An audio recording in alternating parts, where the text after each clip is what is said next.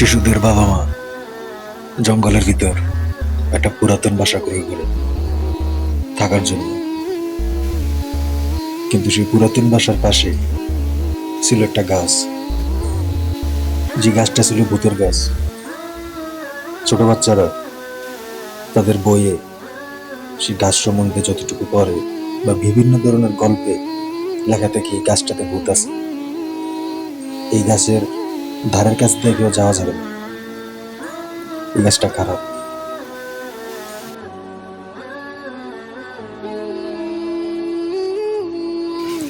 স্টারকুলিয়া urens গাছটির নাম, যা খুব ভয়ানক একটি গাছ। বাচ্চাদের মনের ভিতর এমনভাবে ভীতিকর পরিবেশ তৈরি করছে, যে কারণে বাচ্চারা সেই গাছের আশপাশ দিয়ে যাওয়ার চেষ্টা করে।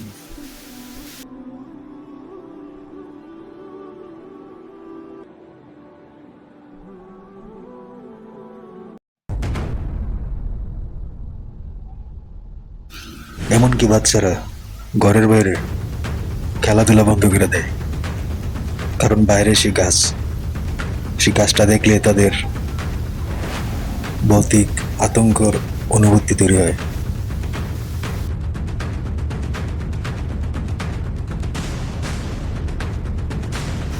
যেহেতু তারা বইয়ে পড়ছে এই গাছটা ভূতের গাছ, সেজন্য।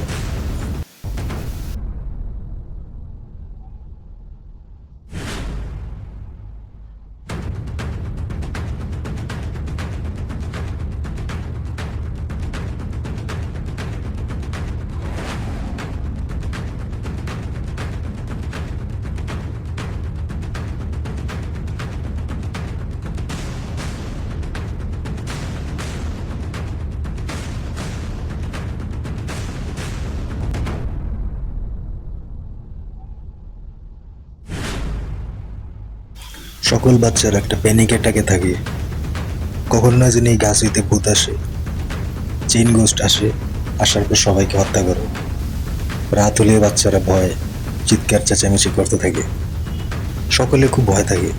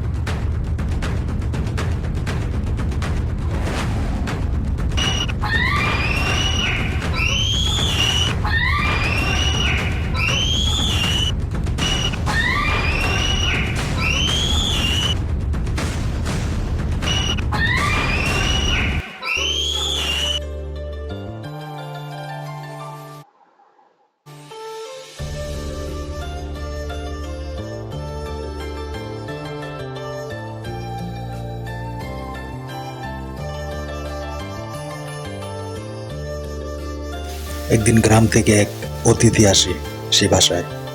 আসার পর বাসায় জামা কাপড় ধোয়ার পর শুকাতে দিতে গিয়ে দেখে বাসার ভিতর কোনো স্পেস খালি নেই।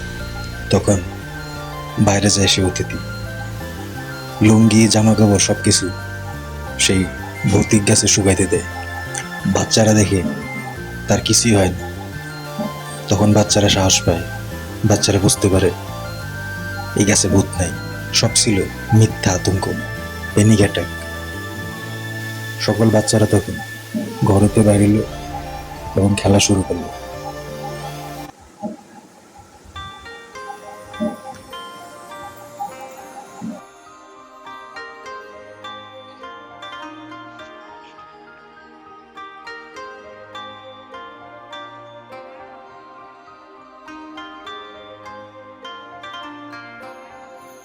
বাচ্চারা যখন দেখলো ঘর হইতে সে লোকের কিছুই হইল না, গাছে ভূত নাই।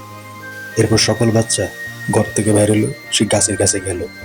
তারা সাহস পেল, তাদের কুসংস্কার কাটলো।